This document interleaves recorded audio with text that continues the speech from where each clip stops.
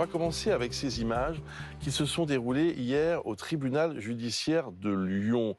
Scène assez surréaliste, il faut bien le dire. 16 prévenus devaient être jugés après les émeutes de ces derniers jours. La salle d'audience a dû être évacuée après une action coup de poing menée par des militants d'extrême gauche. Regardez.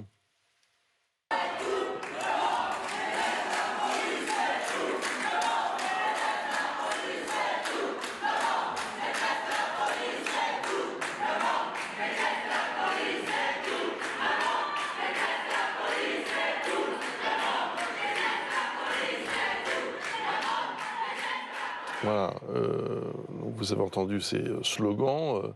L'audience a dû être interrompue au tribunal et évidemment tout cela a créé une sorte de chaos avant que le calme revienne. C'est une des conséquences et elles sont nombreuses et on va en parler longuement ce matin avec nos invités de ces émeutes. On évoquera aussi le débat qui a été enflammé hier à l'Assemblée et puis donc la proposition d'Emmanuel Macron sur le fait de couper les réseaux sociaux. Je salue nos invités. Sabrina Agresti-Roubache, bonjour. Bonjour. Vous êtes députée Renaissance des Bouches-du-Rhône. Antoine Léaumont, bonjour. Bonjour. Vous êtes député La France Insoumise de l'Essonne. Vous avez été responsable numérique de la campagne? J'ai été responsable des réseaux sociaux de Jean-Luc Mélenchon pendant 10 ans. Donc. Voilà. Donc votre point de vue sur les réseaux d'ici à quelques instants sera précieux également. Benoît Galeret dans un instant, ainsi que Laurent Neumann. Sur les images qu'on vient de voir, cette scène de tension au tribunal de Lyon, quel est votre commentaire? Un commentaire, je suis catastrophée. Parce que non, le message envoyé, tout le monde déteste la police, je leur réponds que non, parce que moi qui suis une enfant des quartiers populaires, non, c'est pas vrai, on aime la police, on en a besoin, et envoyer un message comme ça, c'est irresponsable, c'est une honte. Moi j'ai honte, sincèrement, je pensais même pas que ça pouvait exister. Tous les jours, je suis surprise par l'extrême gauche, mais ils n'auront jamais fini de me surprendre. Ils me surprennent tous les jours un peu plus dans la honte. Vous savez, ils viennent défendre des jeunes. Il me semble bien qu'ils passent au tribunal parce qu'ils ont cassé, pillé, brûlé. Il me semble pas que ce soit, je le disais hier, des Robins des Bois, c'est-à-dire qu'ils ont pillé, cassé, brûlé pour aller redistribuer à titre gracieux tout ce qu'ils avaient pillé. Donc non, la honte, j'ai un sentiment de honte. En fait, de révolte. Au-delà du slogan qu'on connaît, ouais. C'est peut-être le lieu qui pose problème. Qu'est-ce que vous en pensez? Un lieu de justice. C'est clair que c'est nouveau le fait qu'il y ait des tribunaux comme ça qui soient envahis. Moi, je pense que la justice doit pouvoir faire son travail de manière impartiale. Maintenant, ce qui crée de la colère, c'est de voir les peines qui sont infligées à ces jeunes gens. Quand des gens prennent 10 mois ferme ou 1 an ferme pour avoir volé une canette de Red Bull lors des pillages, mais qu'à côté de ça, on voit que par exemple le président de l'Institut Montaigne prend 12 mois avec sursis pour avoir drogué quelqu'un à son insu. Il y a l'impression qu'il y a dans le pays une justice de classe, une justice qui fait 2 poids 2 mesures, et où là on va punir très durement des jeunes gens, des très jeunes gens parfois, qui ont, c'est vrai, commis des actes délictueux. C'est vrai qu'ils ont commis des actes délictueux. Ouais. C'est vrai que la justice doit passer quand des actes délictueux sont commis. Mais je crois que dans la période que nous vivons, dans la période de tension particulière que nous vivons, le message qui est envoyé, le signal qui est envoyé, c'est qu'il y a une justice de classe. Que pour certains, ça va très vite et c'est très sévère, et que pour d'autres, ça prend beaucoup de temps et c'est, disons, plutôt compréhensif dans la manière de voir les choses. C'est quoi la bonne Donc il y a de la colère qui s'exprime, et certaines personnes expriment leur colère comme ceci. Moi je pense encore une fois que pour le coup la justice doit pouvoir faire son travail de manière sereine. Là malheureusement ça ne permet pas que ce soit le cas, mais en même temps le faire de manière sereine, ça veut dire aussi être capable de voir quelle est la situation politique du pays. Et la bonne peine, ce serait quoi alors?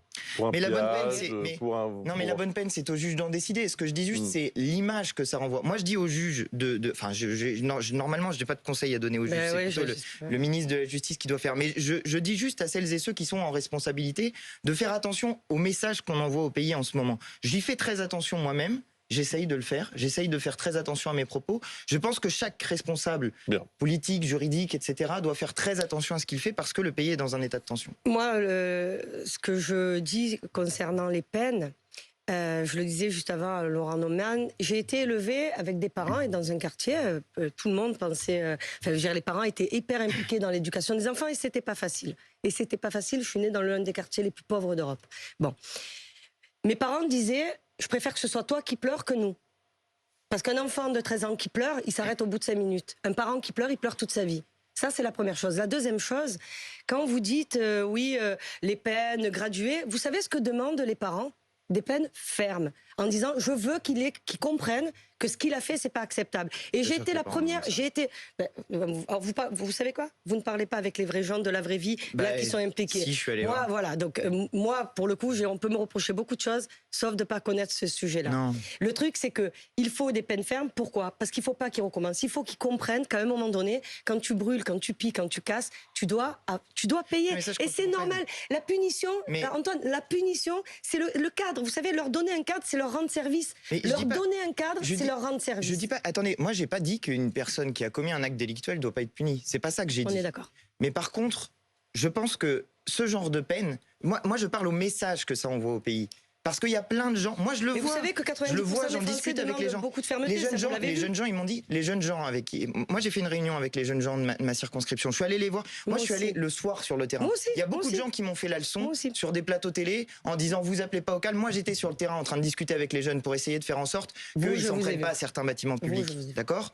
Donc on peut pas me faire le reproche de pas avoir discuté avec les gens. Je veux juste finir sur ça. Je vous en prie. Mais il faut penser au message qu'on envoie au pays. Dans des moments comme celui-ci, il faut faire extrêmement attention. Certains pensent qu'il faut envoyer, précisément comme vous le dites, un message de fermeté. Moi, je pense qu'il faut... Parce que ce qui s'est passé... Moi, je pense qu'il faut faire attention. Je pense qu'il faut faire attention quand on envoie le message qu'il y a une justice de classe. Parce que ça agace beaucoup de gens. Non, il n'y a pas. Si.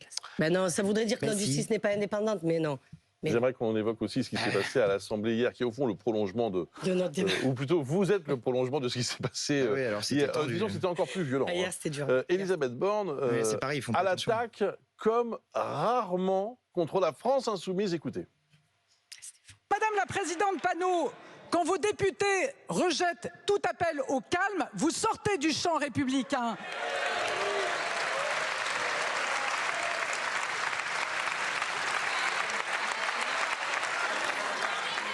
Quand une de vos députées affirme que la fin justifie les moyens, vous sortez du champ républicain. Quand votre leader parle de permis de tuer pour les policiers, de peine de mort pour les jeunes des quartiers et nous traite de chiens de garde, vous sortez du champ républicain. Les violences, Madame la Présidente Panot, rien ne peut les excuser. Et pendant que vous jetez de l'huile sur le feu, pendant que vous donnez des excuses aux délinquants, nous sommes engagés pour rétablir l'ordre républicain. Et la justice ne vient jamais de la violence. Je vous remercie. C'est intéressant, Laurent Neumann, parce que cette expression, être en dehors du champ républicain, en général, elle est attribuée à l'extrême droite. Oui. Au FN, au RN, enfin... Oui, depuis 30 ans. Oui, c'est vrai, mais depuis de longs mois, quand on parle de l'arc républicain, ou plus exactement quand la majorité parle de l'arc républicain, on en exclut effectivement, vous avez raison, le Rassemblement national, mais on en exclut également la France insoumise. Alors là, vous avez entendu cette anaphore d'Elisabeth Borne. Il s'est passé quelque chose de très intéressant. Elle a été interpellée par 9 présidents de groupe.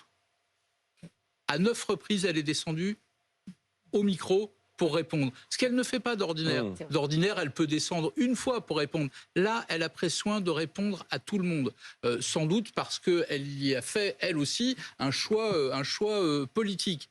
Maintenant, la France insoumise a choisi depuis le début de cette longue séquence absolument terrible qui a commencé avec le drame de la mort du jeune Naël, jusqu'aux émeutes et jusqu'à ce matin, la France insoumise a choisi une posture politique. On en pense qu'on en veut, mais c'est un choix assumé qui a consisté, à ne pas appeler au calme, au nom, et Jean-Luc Mélenchon l'a très bien expliqué, vous m'interromprez si je dis une bêtise, pour ne pas passer pour la brosse à reluire du gouvernement, en gros, appeler au calme serait faire le jeu d'Emmanuel Macron, je n'appellerai donc pas au calme. C'est pas moi qui le dis, c'est Jean-Luc Mélenchon. Et cette posture-là a conduit la France insoumise à aller de plus en plus loin pendant la période de 7 ou 8 jours qui vient de s'écouler. Et donc, effectivement, la France insoumise a donné clairement des bâtons pour se faire battre. Et là, c'est le boomerang qui leur revient en pleine figure. Voilà, c'est comme ça. Chacun en pense qu'il en veut, mais c'est un choix politique de la France insoumise. Antoine Léaumont, vous assumez, vous ? Mais ça sert à rien de venir sur des plateaux télé et dire j'appelle au calme. Je veux bien le faire, Moi, j'ai pas de problème avec ça. Ah non, mais ça sert à rien. Non, pardon. Non, je ne mais sais pas si vous voulez bien le faire, ça, mais le fait je vous ai laissé parler précisément pour vous pouvoir dites je veux revenir bien sur- le faire, mais Non, personne ne l'a fait. personne. Voilà, c'est un fait.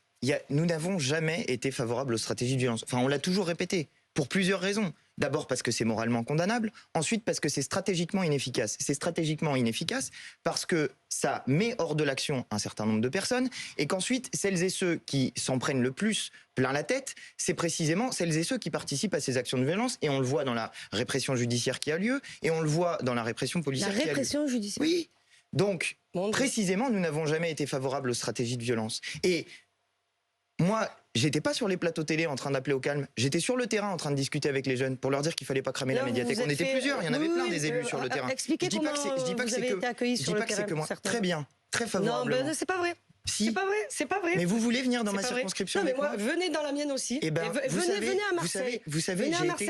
Et j'ai été à Saint-Hubert vous le avez soir. oublié J'ai été une à anecdote Saint-Hubert à le Nanterre, mercredi mais soir. bon, c'est ça. D'accord ? J'ai été à Saint-Hubert le mercredi Ouais. soir.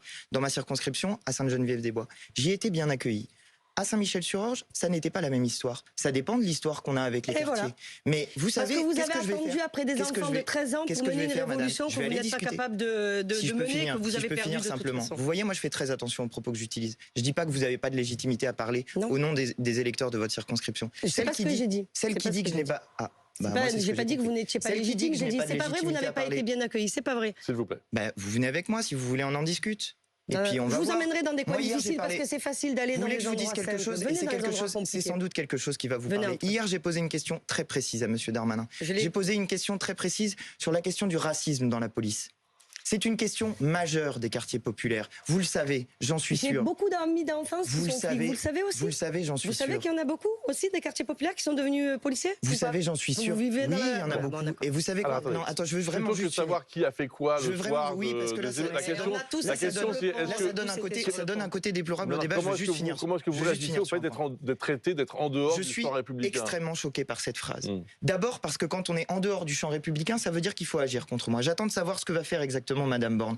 Je lui ai posé une question écrite pour savoir exactement ce que ça voulait dire si les villes de Grigny, de Fleury-Mérogis, de Saint-Michel-sur-Orge, de Morsan-sur-Orge, de Sainte-Geneviève-des-Bois étaient désormais considérées comme une enclave en dehors du territoire national Non. et s'il y allait rétablir des contrôles à la frontière. Je le fais sur le ton de l'humour, mais c'est extrêmement choquant parce que ça envoie le signal que, en fonction d'une opinion politique que vous défendez, alors vous pouvez sortir du champ républicain. Non, ce n'est pas ça. Sortir du champ républicain, c'est tenir des propos bien précis. Et quand hier, je parle de la question du racisme dans la police, je ne dis pas que tous les policiers sont racistes. Et précisément, j'ai dit Merci. dans ma question que ceux qui sont racistes salissent l'uniforme de leurs collègues républicains. Il faut bien écouter la question que j'ai posée. Non, c'est J'ai vrai, pesé c'est vrai. chacun de mes mots très attentivement. J'ai fait attention à ne pas mettre de l'huile sur le feu. J'ai fait attention précisément à ce que une parole des quartiers populaires puisse être représentée dans l'Assemblée nationale. Et je vais vous dire, je suis allé voir les jeunes de ma circonscription. Ils me disaient, bon d'accord, on brûle pas, mais on fait quoi? C'était ça, hein? C'était on fait quoi, monsieur le député, si on brûle pas? On rentre à Alors la là, maison, j'étais vous bien leur avez embêté. dit. Je leur ai dit, faut voter, les amis. Faut aller voter, faut vous inscrire sur les listes électorales. Et je leur ai proposé un truc. Je veux juste finir sur ça parce que c'est très vous en prie. important. Je leur ai proposé qu'on se retrouve, qu'on discute.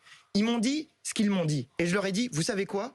Je vais le faire monter à l'Assemblée nationale. Je vais faire en sorte que votre parole soit allée à l'Assemblée nationale. Comme ça, ils ne pourront pas dire que vous n'avez pas fait les choses correctement. Vous êtes passé par votre député, vous avez porté la parole. Qu'est-ce qu'a fait M. Darmanin? Il a esquivé la question. Il n'a pas pas vrai. répondu. Sur le racisme dans la police, je n'ai pas eu de Vous réponse. parlez de J'en attends une racisme parce que l'ONU systémique. nous dit que c'est une urgence. Enfin, vous parlez de racisme. Enfin, vous parlez de racisme systémique. Vous croyez Vous voulez aux que je répète ici les États-Unis propos qu'ont dit les policiers? Non mais lesquels?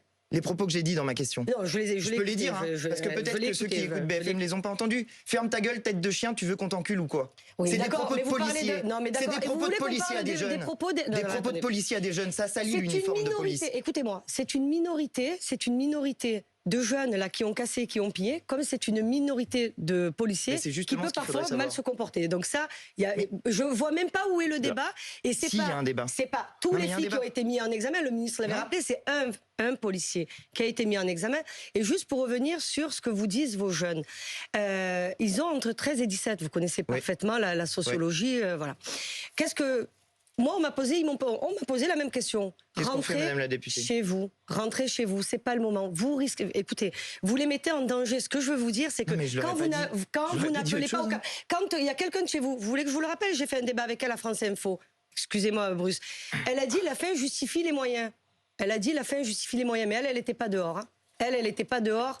au milieu des émeutes. Ben, Voilà, c'est tout ce que je vous dis. moi, je Parce suis que c'est facile d'être courageux dans son... Je l'ai toujours dit, dans son appartement bien planqué, c'est très facile d'être courageux. Je suis Et d'accord. moi, Attendez, moi qui sur aime ce notre point-là, jeunesse, moi sur ce qui viens point-là- de cette jeunesse-là, je vous dis, vous les mettez en danger. Et si on les aime, on leur demande de se préserver. Non, sur ce D'accord? point-là- Et c'est pas parce qu'on est en colère et frustré qu'on doit tout casser, brûler, épiller, brûler son école, brûler son bus, brûler le Aldi. Non, Je suis d'accord avec vous sur ça.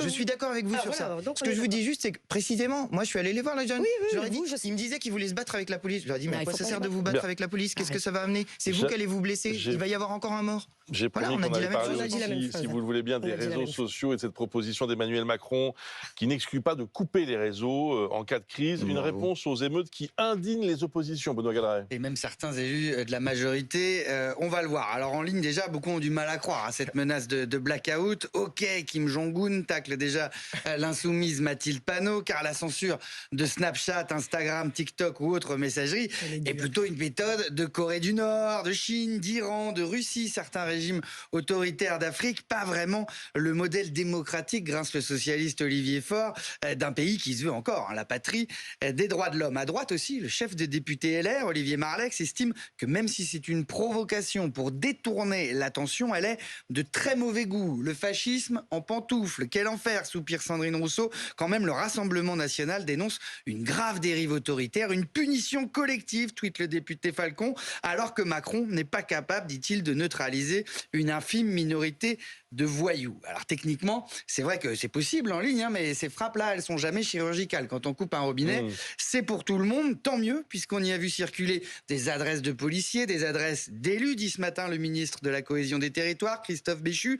Autre soutien affiché, surprise, Fabien Roussel, le communiste, disait lui aussi le 1er juillet, quand c'est chaud dans le pays, quick, on les coupe, je préfère le couvre-feu sur les réseaux que sur les populations. Dès vendredi, le chef de l'État pointait lui aussi du doigt le rôle considérable de ces plateformes dans les violences urbaines. Et il a insisté hier devant les 220 maires reçus au Palais. Nous avons besoin d'une réflexion sur les réseaux sociaux, sur les interdictions qu'on doit y mettre. BFM s'est procuré la suite de ce discours. Écoutez. Quand les choses s'emballent, pour un moment se dire, on se met peut-être en situation de les réguler ou de les couper. Il ne faut surtout pas le faire à chaud. Je me félicite qu'on n'ait pas eu à le faire. Je pense que c'est un vrai débat qu'on a à avoir à froid. À froid ou à chaud, ce serait une erreur, prévient-on jusque chez les macronistes. Couper serait renoncer à l'idée que la démocratie soit plus forte que les outils qu'on détourne contre elle. Voilà ce que tweet le député Renaissance Éric Botorel. Qui définira la gravité d'une crise, s'inquiètent les internautes. Ce serait de toute façon en totale contradiction avec les textes européens, répondent les spécialistes, avec notre propre constitution qui assure la liberté de communication. Un grave recul enfin sur tous nos engagements à l'international, à l'ONU notamment, où la France défend un accès libre à l'information pour tous et partout. Oui, mais ces réseaux, ils permettent, Bruce, de se donner rendez-vous, rétorquent certains, ce qui fait doucement ricaner une Américaine qui tweet « C'est vrai que les Français ont jamais su se soulever avant les réseaux sociaux, c'est bien connu ». Je ferais remarquer aussi que les plus tristes, si cette proposition était appliquée, ce serait sans doute les policiers. Pourquoi ? Parce que ces vidéos en ligne, elles permettent d'identifier et même de condamner par la suite énormément de contrevenants. C'est une mine d'or pour les enquêteurs que toutes ces vidéos que postent eux-mêmes les contrevenants sur les réseaux. Merci beaucoup, Benoît. J'imagine que vous êtes opposé à cette idée. Oui, écoutez, on a dit que la France était attachée aux droits de l'homme. Je vais vous lire l'article 11 de la Déclaration des droits de l'homme, parce qu'il définit tout à fait ce qu'il faut faire. Il parle de TikTok. Oui, ça parle de TikTok, ça parle de tout, mais c'est très moderne la Déclaration des droits de l'homme. Article 11, la libre communication des pensées et des opinions est un des droits les plus précieux de l'homme. Un des droits les plus précieux de l'homme. Ouais. Tout citoyen peut donc parler, écrire, imprimer librement, sauf à répondre de l'abus de cette liberté dans les cas déterminés par la loi. Donc, on peut utiliser les réseaux sociaux, les couper, ça n'a absolument aucun sens. C'est comme si on disait on va couper BFM TV une fois de temps en temps. Ça n'a absolument aucun sens. Ce qui est important, ce qui est important, c'est la question du contenu. Si jamais à l'intérieur du contenu des réseaux sociaux, il y a des actes délictuels qui sont condamnés par la loi, alors, eh bien, cette publication particulière peut effectivement tomber sous le coup de la loi. Mais couper les réseaux sociaux dans leur ensemble, ça revient sur la Déclaration des droits de l'homme et du citoyen, puisque c'est un droit de s'exprimer librement qui est mis en cause. Ah pardon, il y a une petite différence, que vous avez pris l'exemple d'une chaîne de télévision.